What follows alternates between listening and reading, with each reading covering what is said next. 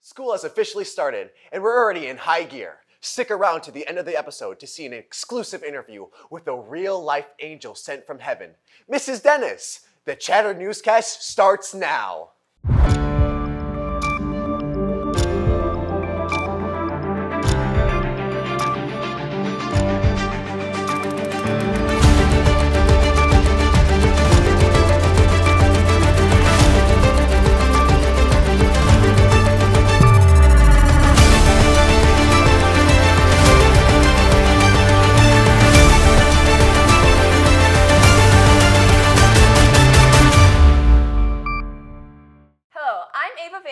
And I'm Mark Martinez. And welcome to the Chatter Newscast. This episode of the Chatter Newscast is brought to you by Axe Body Spray. How much Axe is enough? We'll never know because it's always applied in excess. And the ladies love it. No, they don't. Don't listen to him. Okay, freshmen, how was your first week of school? That's great to hear. Especially considering there's only 1,379 days left for you. Terrific! Now we know you've all heard of H-O-T-T-O-G-O. But have you heard of H-O-M-E coming? Homecoming? Yes, homecoming week. May seem far away, but by the time next episode airs, it'll be right on the heels of it. So, as a precursor, we want to dispel some myths you may believe about homecoming week. Number 1, trying is not lame. Have you ever bullied someone for trying hard? Oh, you have? Well, stop it, bully. If nobody ever tried, nobody would ever succeed. Effort isn't embarrassing. Number 2, dress up days are fun. Don't let a scorned senior make you think dressing up is weird or boring. You'll look weird and boring if you don't dress up. Period. And number 3, winning isn't everything. But it sure is great. So try your hardest to earn points for your class this homecoming, and maybe we'll see the class of 2028 on the winners board in the Commons. With all that being said, let's move on to some internal news. The sophomore class is selling mums this fall. Mums? Like a British mother? No, the teleprompter is telling me this is a sort of flower. You get your choice of pink, red, orange, white, yellow, or purple, and all the mums come from a local nursery in 9-inch pots.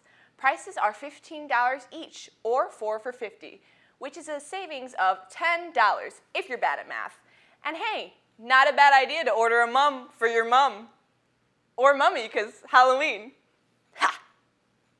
Are you interested in becoming an electrician? IBEW is hosting an open house at their brand new Joliet training facility on September 12th from 2 to 6 p.m. There will be a taco truck and raffle prizes. This is a great opportunity to get your foot in the door for a trade apprenticeship and a good way to make some serious money straight out of high school. See the flyers and the guidance for more info. It's electric. Now let's throw it over to Cameron to see what's for lunch this week. Oh, hi, I'm Cameron Jankowski, and I'm here to tell you what's for lunch this week. Monday, Bosco sticks and soup.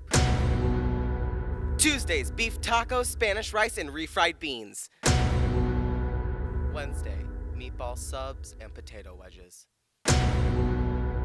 Thursdays, chicken Alfredo and breadsticks.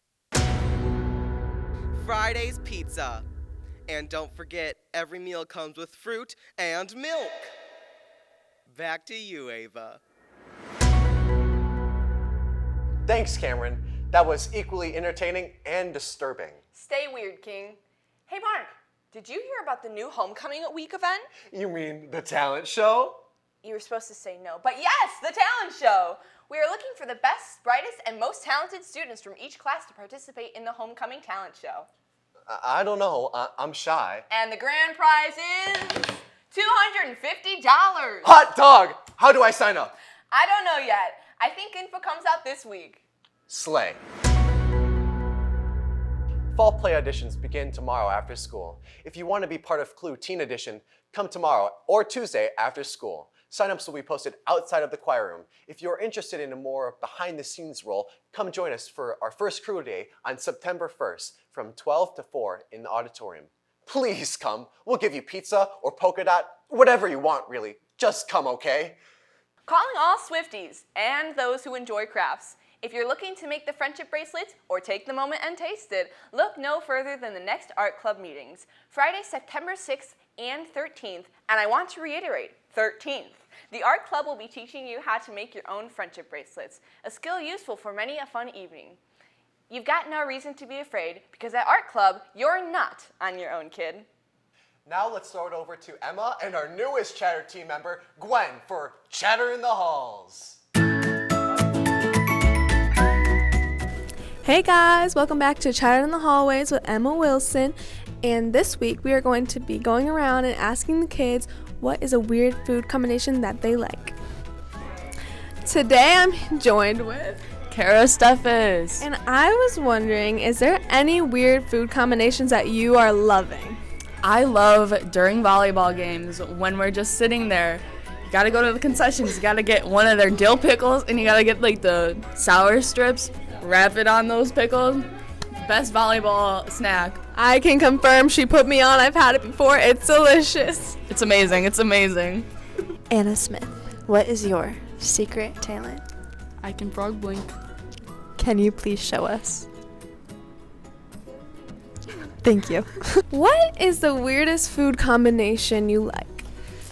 Oh, so many. I'm gonna have to say hot Cheetos and cream cheese.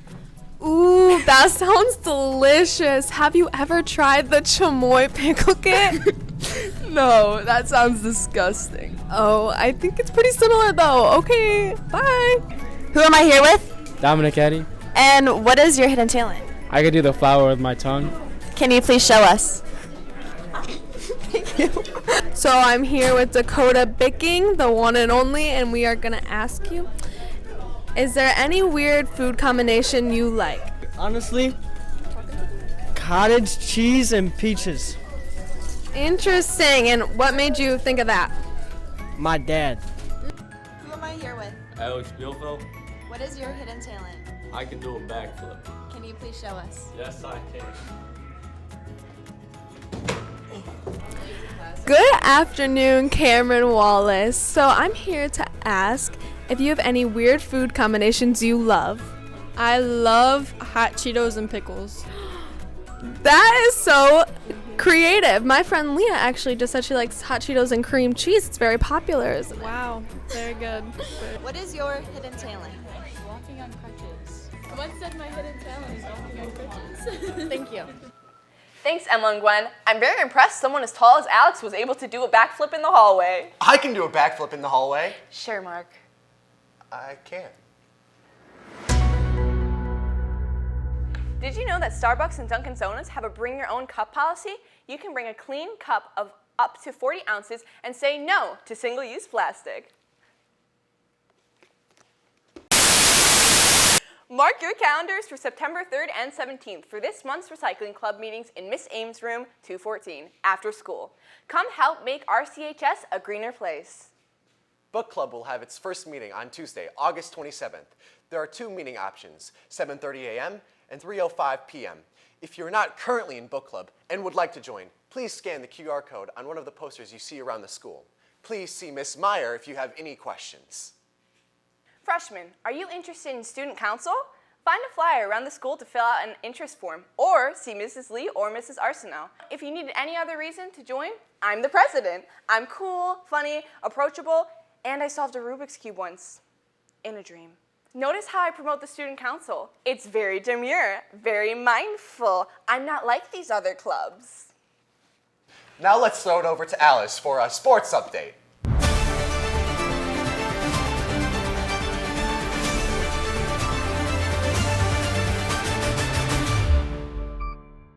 Thank you, Mark. We just had our first full week of school, so that means that fall sports season is about to get real. Real. Let's jump in. Boys golf is starting off this week with the Seneca Invite on Monday at 1 p.m., which means that they get to leave school early again. In the immortal words of Justin Bieber, that should be me. The golf team continues on Wednesday by hosting Piatone at Silver Oaks Golf Course, followed by a match at Bradley Bourbonnais on Thursday. Next Tuesday, the golf team travels to St. Anne, a place no one's ever heard of, before bringing it back locally Wednesday and Thursday when they face off with Kankakee and Wilmington. Girls volleyball begins their season this Monday with an away game at Serena, another town I've never heard of. They continue on Tuesday with the home game against Gardner South Wilmington, starting with the freshmen at 5 p.m. The team then travels to DeWitt on Wednesday, where they will undoubtedly stop at Dairy Queen on the way home. Next week on Tuesday, the team takes on the Wilmington Wildcats before taking on Streeter Wednesday on our home turf. Make sure to come out and support the volleyball team at their home games and grab a Mr. Pibb from the concession stand. Did you forget Mr. Pibb exists? 'Cause we've got it. This Tuesday, boys soccer faces off against Serena on our home field starting at 6 p.m. On Thursday, the team travels to hopefully take a bite out of sandwich. Get it? This Saturday, the team plays in the Salmonok tournament and Salmonok starting at 9 a.m. All of this is making me realize that I've never been anywhere in this state. Next Tuesday, the boys travel to Lisle for a 6:30 p.m. game before coming back home for a Thursday game against Mantino. Good luck kicking, Comets. Is that what you call yourself? If not, you should, because the alliteration is pleasing to the ear. Now it's time for some football, or as the Europeans call it, American football. The Comets begin their season this Friday, August 29th, with the home game against El Paso Gridley. The theme for the student section is Hawaiian, so make sure to bring those luau vibes in your loudest noisemaker and cheer on our boys. Don't fret, if you don't have a noisemaker, Miss Peyton has you covered. The band will of course be there to perform their halftime show, and the cheerleaders will be leading the crowd with unparalleled energy. Make sure you are there, because we're what? Stronger together. Our freshman team will also play El Paso Gridley the following Monday, September 2nd. That Friday, the boys travel to Harvard, not the one Elle Woods went to, but a little town up near the Wisconsin border to take on the Harvard Hornets. JV starts at 5:30. For Comet Sports, I'm Alice Gruber. Back to you, Ava and Mark. Thanks, Alice. Make sure to stick around after the credits for Morgan's exclusive interview with Mrs. Dennis. For the Chatter Newscast, I'm Ava. I'm Mark. And we'll see you in 2 weeks. Bye. Bye. Good luck Can't wait in to see you guys.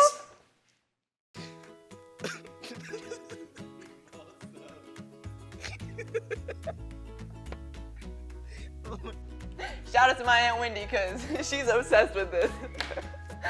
Like, I'm like, I'm Radio Rebel. You never seen that movie? No.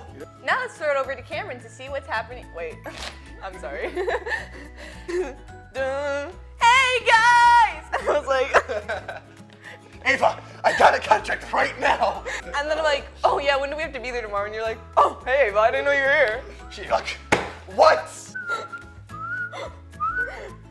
Okay, she's clean. Okay, what? I love it so much. Yes.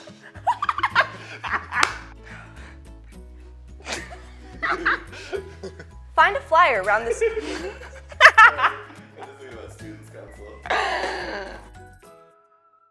Hi, I'm Morgan. Thanks for joining us on the Chatter podcast. We're here with Miss Dennis. Hi, Miss Dennis. Hi, Morgan. Thanks for joining us today. Thank you.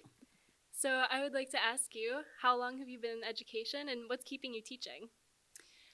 This is my 25th year at Reed Custer High School, and was teaching 4 years before that at Piatone High School. So yeah, I'm in my 29th year of teaching. What's kept me? It's just a great place to be. I love the kids. Each year is a little bit something different. The nice thing about band is that, or any music class, is that yes, you have the same curriculum, but the music is different every year. And so it's not like you're reading the same novel or that kind of thing year after year. It's always something new. It's very nice. So have you always wanted to be a teacher, or have you ever thought about going any other career paths? I've always wanted to be a teacher. I've always been a little bit of a nerd. I always loved all my teachers. And I decided to be a music teacher when we got a different band director at my high school. And when she came in, she was just positive and happy and passionate, and she just loved being there. And so then I knew, I was like, all right, this is what I want to do. So what's been like the hardest part of teaching? The hardest part of teaching has nothing to do with music or teaching. Actually, the hardest part of teaching is how to deal with kids being bullied and kids who bully other kids. And my heart just breaks for those kids that when their feelings get hurt. And it's hard to watch those kids who feel the need to hurt others. So that really is like the hardest thing. Everything else I can do. And everything, like every case is different. And so that really is the hardest thing, is trying to protect those kids who are being bullied, but still helping those kids that are doing it. What's something that people may be surprised to know about teaching? I think with band, people are like, oh, it must be like really fun, and to get to work with the kids, and and play instruments and things like that. And it is. I mean, literally the best part of my job is when like I'm all together with the band, or I'm in guitar class, or we're doing music theory, that kind of thing. But that's such a small part of what we do. And there's a lot of paperwork. There's a lot of prep. There's a lot of just getting ready, like physically getting the space ready, whether it's outside or inside or in the auditorium or whatever. So it's a lot outside of what the fun stuff that I actually get to do when I'm with the students. What's the most important lesson you've learned from teaching? I guess the first thing would be is working hard and knowing that I did my best. Sometimes we will literally just run out of hours in the day, and then I have to go home, and I have to be mom, and I have to be daughter, and I have to be wife, and I have to be friend, and there's other things I need to do outside of the school day. And if I walk out the door knowing I did my very best today, and I worked as hard as I could, that pays off. That works out. What's one piece of advice that you'd give to your younger self? Worrying didn't help. It never helped to fret about it and worry about it and get anxious about it and make my stomach hurt and everything else, stay up all night worrying about it, because 99% of the time it always worked out. So yeah, worrying didn't help at all. What is it like to see students you've had in the past become music teachers? It really is. It's very cool. I had a chance a few times now to see some of my students that I had in this room now be music educators themselves. And every once in a while I'll see just a little glimpse of something that I do and watch and see them do it. And that just kind of warms my heart. But all the kids that have gone on and have been in music education are just, they're so good. I know I'm biased a little bit, but they're just doing a fantastic job, and it's great. I don't expect all of my kids to go on to be music majors. I hope they all continue to play in some way, but it is very cool to see those kids, because I see them as my own, and to see them continue on and take that next generation of kids and do their thing. It's very. What's one thing that people might be surprised to know about you? Well, I mean, a lot of what I do is obviously music oriented, and I spend a lot of time with my family and everything. But one of the things I do to relax is I watch bad reality television, and so that's one of my guilty pleasures is bad reality TV. What's your favorite bad reality TV show? Oh, the good follow-up question. Little 90 Day Fiance. That's my. That's it. Thank you so much for being with us today. I'm Morgan with the Chatter Podcast. Thanks for watching.